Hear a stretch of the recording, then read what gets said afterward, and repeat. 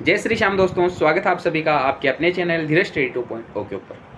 आज की इस वीडियो में हम चर्चा करेंगे कि थर्ड ग्रेड L2 में जो डीवी है उसमें आप लोगों को कौन कौन सी सावधानियां रखनी हैं, अपने डॉक्यूमेंट को किस प्रकार से सेट करके लेके जाना है कि वहाँ पे जाने के बाद में आपको किसी भी प्रॉब्लम को फेस ना करना पड़े। ये महत्वपूर्ण बातें हैं जो आज की वीडियो में बताऊँगा। साथ ही कुछ बच्चों के बहुत से डाउट हैं कि सर जो ये चेकलिस्ट में हमें डॉक्यूमेंट बताए गए हैं, ये डॉक्यूमेंट काफ़ी हद तक तो हमारे पास हैं, पर कुछ ऐसे डॉक्यूमेंट है तो ये हमें कहाँ से प्राप्त हो सकते हैं। तो उन सभी की जानकारी आज आपको इस वीडियो में मैं दूंगा कि कौन सा डॉक्यूमेंट कहाँ पे लगेगा और कोई डॉक्यूमेंट जो आपके पास अभी नहीं है वो आपको कहाँ से प्राप्त हो सकता है। इसके लिए आप वीडियो को शुरू से लेके एंड तक पूरा देखें, जिससे कि आप भली भांति समझ सकें कि आपको डॉक्यूमेंट किस प्रकार से सेट करने हैं और उसके बाद में आप डीवी करवाने चाहें, आपको किसी प्रकार की कोई प्रॉब्लम नहीं आने वाली। तो सबसे पहले मैं बात कर लेता हूं कि थर्ड ग्रेड का डीवी कार्यक्रम 21 जुलाई से लेके 13 अगस्त तक होने वाला है। ये होगा कहाँ? राजकीय महाराज आचार्य संस्कृत महाविद्यालय, गांधी सर्किल के पास, महात्मा गांधी रोड, गांधीनगर, जयपुर। सभी का डीवी जो संस्कृत डिपार्टमेंट में सिलेक्ट हुए हैं यहीं पे होने वाला है। तो इस डीवी के दौरान हमें बहुत सी बातों का ध्यान रखना है। वो कौन कौन सी बातें हैं वो आपको मैं नीचे पढ़ के बता देता हूँ। जैसे कि सबसे पहले आप लोगों को ये जो एक पेज है इसे काउंसलिंग से पहले पढ़ के ज़रूर जाना है। इसमें आपके लिए बहुत सी जानकारियां हैं। जैसे कि पॉइंट नंबर 2 की मैं बात करूं, अभ्यर्थी द्वारा स्वयं की SSO ID के माध्यम से राजस्थान कर्मचारी चयन बोर्ड के रिक्रूटमेंट पोर्टल पर ऑनलाइन भरे गए स्क्रूटनी फॉर्म की 2 प्रतियों में तथा संलग्न किए जाने वाले दस्तावेज स्वप्रमाणित एक एक प्रति प्रस्तुत करने। मतलब आपको 2 सेट तैयार करने हैं और आपके जितने भी डॉक्यूमेंट हैं उनकी एक एक प्रति दोनों में लगानी है और वो सेल्फ अटेस्टेड होनी चाहिए। मतलब हर एक फोटोकॉपी पे आपके साइन होने चाहिए। विस्तृत आवेदन पत्र एवं अटेस्टेशन फॉर्म की सभी प्रविष्टियों की पूर्ति सावधानीपूर्वक प्रस्तुत किया जाना है। यदि कोई कॉलम आप पे लागू नहीं होता है तो उसमें लिखे लागू नहीं है। ये एक महत्वपूर्ण जानकारी है कि आगे जो चेकलिस्ट दी गई है वहाँ पे जो कोई डॉक्यूमेंट आप पे लागू होता है वो आपको लगाना है और उसके आगे लिखना है लागू है। और जो आपके पास है नहीं या आपके पास आप उसके लिए एलिजिबल नहीं हो तो उसके आगे लिखना है लागू नहीं है। तो अब हम जाते हैं सीधा चेकलिस्ट के ऊपर कि आपको चेकलिस्ट किस प्रकार से कैसे भरनी है। उससे पहले ये कुछ शपथ पत्र हैं, जैसे दस्तावेज संबंधी शपथ पत्र प्रपत्र नंबर 1, विवाह संबंधी प्रपत्र नंबर 2, दहेज संबंधी 3, 4, 5, अविवाहित होने व दहेज संबंधी शपथ पत्र प्रपत्र नंबर 6, संतान संबंधी स्वघोषणा प्रपत्र 7, संविधान संबंधी प्रपत्र 8 और धूम्रपान संबंधी स्वघोषणा प्रपत्र सामान्य कागज पे ये प्रपत्र नंबर 9 है। तो इसमें नीचे कुछ जानकारी दी गई है, जैसे कि विधवा परित्यक्ता अभ्यर्थियों के लिए सामान्य कागज पर प्रपत्र नंबर 10। इस प्रकार से आपको ये जितने भी आप पे लागू होते हैं वो सारे डॉक्यूमेंट तैयार करवाने हैं। उसके बाद में आप यहाँ पे पढ़ें कि नोट प्रपत्र 1, 2, 3, 4, 5, 6 जो 1 number, 2 number, 3 number, 4 number, 5 number और 6 नंबर के जो भी प्रपत्र यहाँ पे दिए गए हैं उनको 50 रुपये के स्टाम्प के ऊपर आपको लिखवा के लेके जाना है और विथ नोटेरी के साथ में।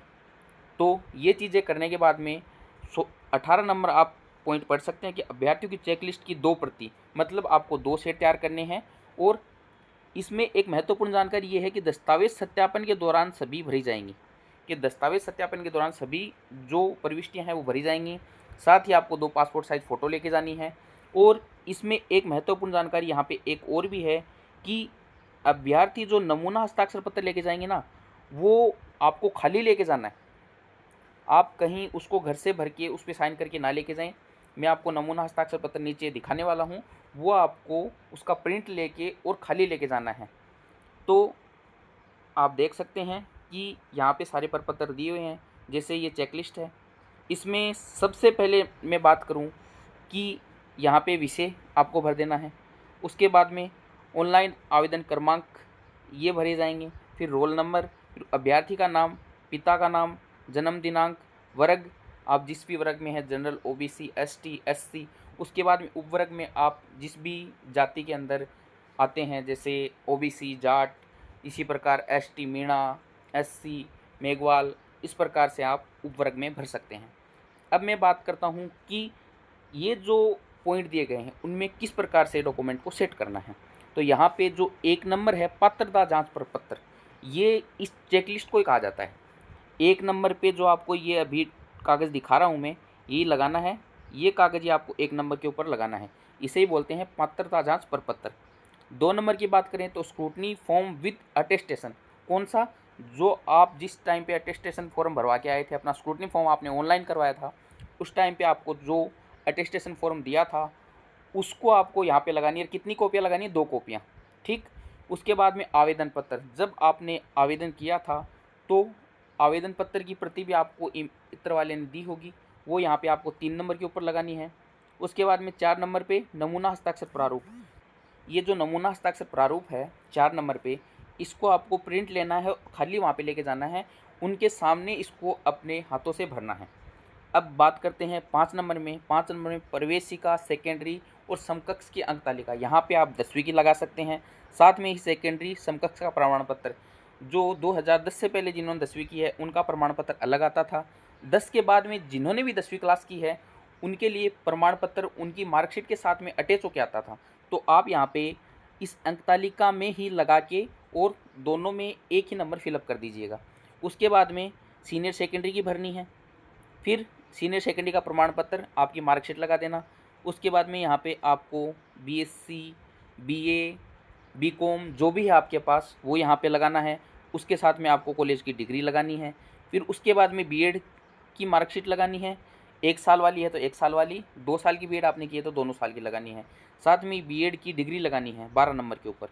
13 नंबर की बात करें तो 13 नंबर में अगर आपने एमए कर रखी है, एमएससी कर रखी है तो यहाँ पे आप लगा सकते हैं कि 13 नंबर पे एमए, एमएससी की मार्कशीट और 14 नंबर पे एमए, एमएससी का आपको डिग्री लगाना है। उसके बाद में 15 नंबर की मैं बात करूँ तो यहाँ पे आप कोई भी अन्य एडिशनल डॉक्यूमेंट लगा सकते हैं, जैसे कि आपने RSCIT फिलअप कर रखा हो या कोई अदर क्वालिफिकेशन आपके पास हो, वो यहाँ पे आप 15 नंबर पे लगा सकते हैं। अब बात करते हैं कि 16 नंबर। ये 16 नंबर का जो पॉइंट है इसमें बच्चों को बहुत ज़्यादा डाउट है कि बीएड समकक्ष अध्ययन संस्था से संबंधित सत्र का राष्ट्रीय अध्यापक शिक्षा परिषद द्वारा जारी मान्यता संबंधी दस्तावेज। अब इसमें बच्चों को डाउट है कि सर ये हमारे पास नहीं है, ये हमको कहाँ से मिलेगा? तो इसके लिए मैं आपको वीडियो के अंत में बताऊंगा कि ये आप ऑनलाइन कैसे डाउनलोड कर सकते हैं। और अगर आपकी कॉलेज का नाम आपको ऑनलाइन नहीं मिलता है तो आप कॉलेज में जाके भी उनसे लिखवा के ला सकते हैं कि इस कॉलेज की मान्यता कब मिली है, उसका मान्यता क्रमांक क्या है। वो आपको एक कागज़ पे सारी चीज़ें नोट करके देंगे, या फिर आपको जो ये एनसीटी द्वारा मान्यता प्राप्त प्रमाण पत्र है इसकी प्रति आपको उपलब्ध करवा देंगे। अब मैं बात करता हूँ 17 नंबर पॉइंट की। 17 नंबर पॉइंट में रीट का सर्टिफिकेट लगाना है 2022 और 2025 वाला।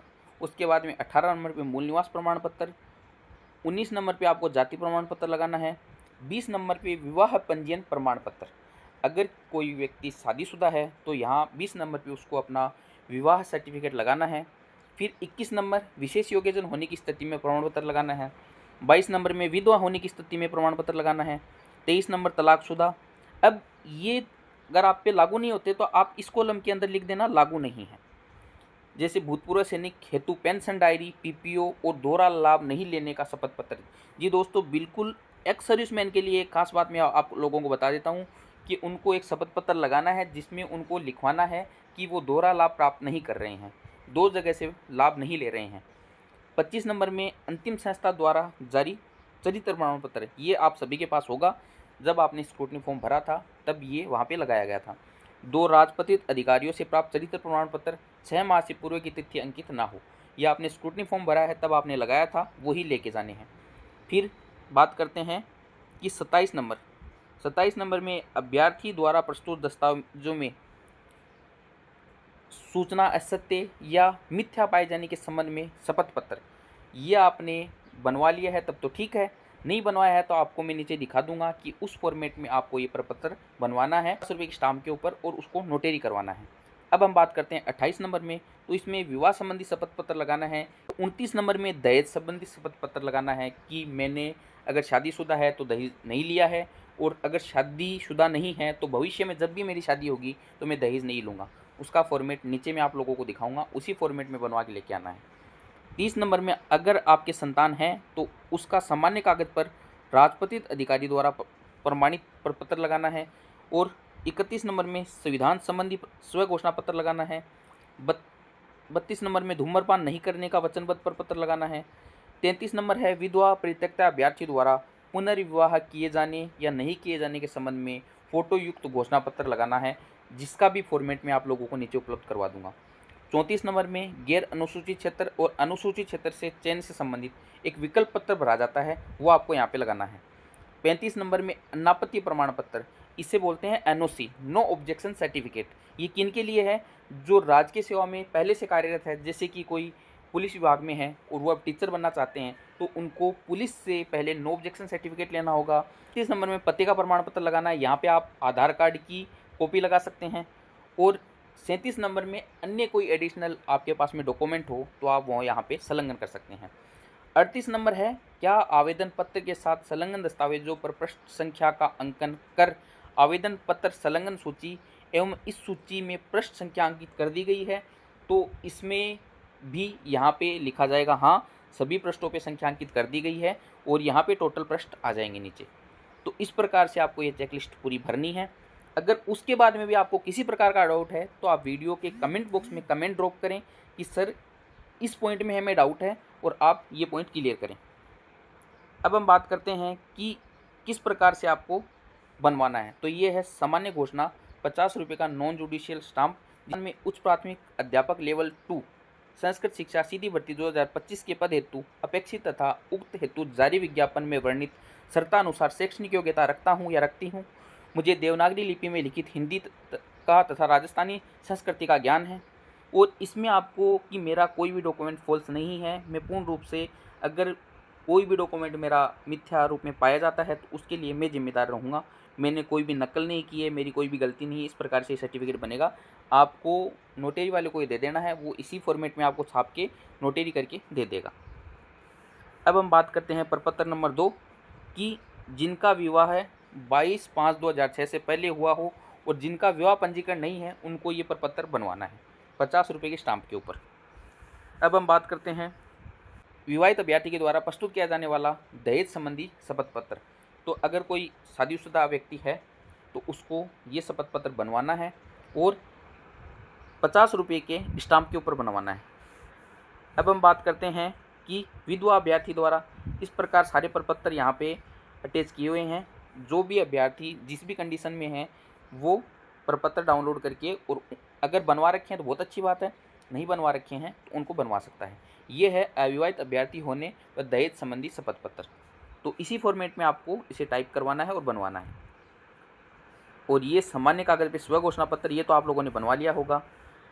ये संविधान संबंधी प्रतिज्ञा है कि मैं, जैसे कि आपका नाम, फिर पुत्र, फिर पिताजी का नाम, रोल नंबर है कि उच्च प्राथमिक विद्यालय लेवल 2 संस्कृत शिक्षा सीधी भर्ती में चयनित हुआ हूँ और मैं शपथ पूर्वक निम्नानुसार घोषणा करता हूँ कि मैं शपथ लेता हूँ, सत्यनिष्ठा से प्रतिज्ञा करता हूँ। इस प्रकार से आपको यही फॉर्मेट निकाल के और इसके ऊपर यहाँ पे आपको साइन कर देने हैं और यहाँ पे आपको स्थान और दिनांक लिख देनी है और ये प्रपत्र आपका तैयार हो जाएगा।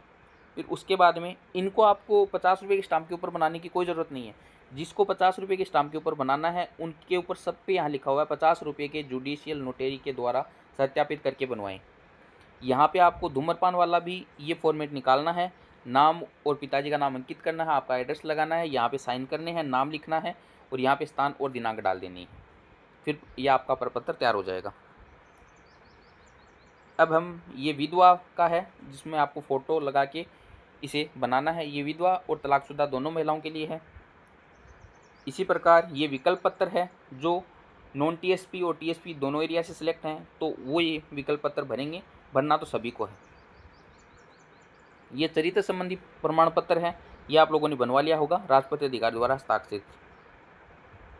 और ये नमूना हस्ताक्षर, हाँ ये वो प्रमाण पत्र है जो आप लोगों को साथ में लेके जाना है कि जब आप जाएं तो इसका प्रिंट आपको साथ में लेके जाना है। उनके सामने जो ये घोषणा यहाँ पे लिखी हुई है इसको उन लोगों के सामने आपको हाथों से यहाँ लिखना है, कहीं आप इसमें ही भरने लग जाओ।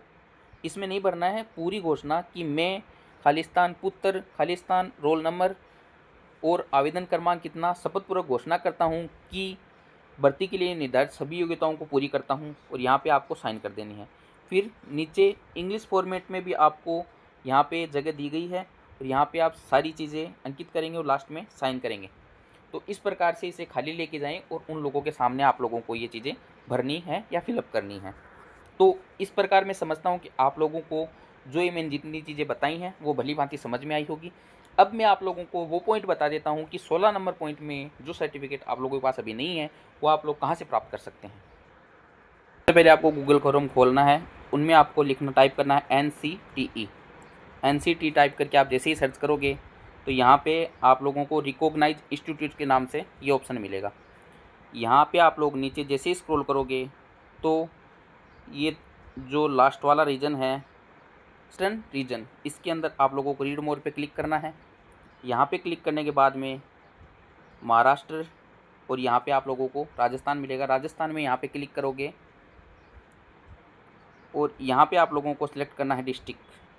जैसे कि आप लोग कोई भी कॉलेज से हो, मैं आप लोगों को रेंडमली कोई क्लिक करके दिखा देता हूँ। जैसे कि मैं जयपुर पे क्लिक करता हूँ, यहाँ पे अब सर्च करता हूँ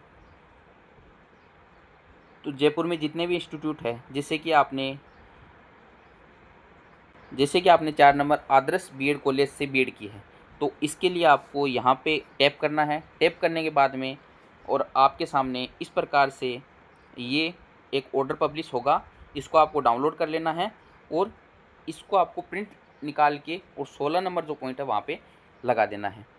अगर किसी बच्चे की कॉलेज नहीं मिलती है तो वो अपने कॉलेज में जाके भी कॉलेज वालों से लिखवा के ला सकता है और वो भी मान्य होगा। तो इस प्रकार मैं सोचता हूँ कि आप लोगों को मेरे द्वारा दी गई जानकारी भली भांति समझ में आ गई होगी। तो इसी के साथ आपसे विदा चाहता हूँ। अगर किसी प्रकार का कोई डाउट अभी भी आपके मन में हो तो आप मुझे वीडियो के नीचे कमेंट करके पूछ सकते हैं कि सर इस पॉइंट में हमें डाउट है और ये पॉइंट आप क्लियर कर दीजिए, ये डॉक्यूमेंट हमें कहाँ से प्राप्त होगा। मैं आप लोगों को कमेंट बॉक्स में उस चीज़ का जवाब ज़रूर दे दूँगा। तो चलिए मिलते हैं अगली वीडियो में बहुत जल्द। तब तक के लिए जय हिंद, जय भारत, जय राजस्थान।